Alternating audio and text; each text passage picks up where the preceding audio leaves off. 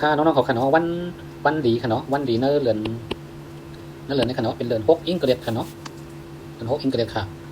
วันที่3ค่ะวันหนึ่งเนาะยกกับเป็นวันที่6ค่ะวันที่3ก็เป็นวันที่6นั่นเนาะวันที่3วันที่6ค่ะวันที่7เนาะวันที่14ค่ะยกวันที่16ยกวันที่17ค่ะวันที่21ค่ะยกวันที่25เนาะยกวันที่27ค่ะยกวันที่28 29ค่ะเนาะเอาค่ะตั้งบ่ตั้งเสียงในอันนี้เหมือนจังว่าเขาเดขึ้นเฮิรนใหม่ค่ะเนาะอันนี้เป็นวันขึ้นเฮิรนใหม่ค่ะเนาะ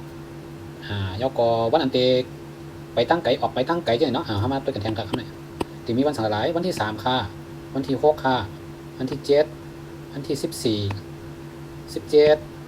21ค่ะ22 24 25 26 27 28 29อันนี้วันดีที่ไปตั้งออกตั้งเนี่ยเนาะออกตั้งเนี่ยเนาะ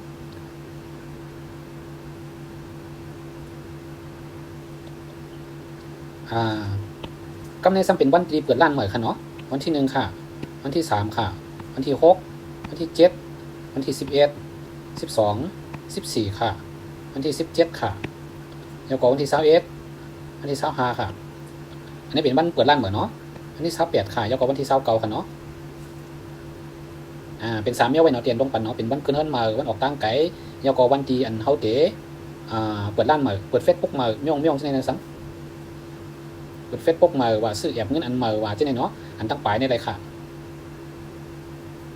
วันเอากันวันเอาโปรเมเนาะวันที่6ที่7 14 17 21ค่ะ25 27 28 29เนาะวันเอาโปรเมตั้งปลายนี่ในวงกลมนี่เนาะตั้งปลายเนาะพวกเอาโปรเมไปตั้งปลายเนี่ย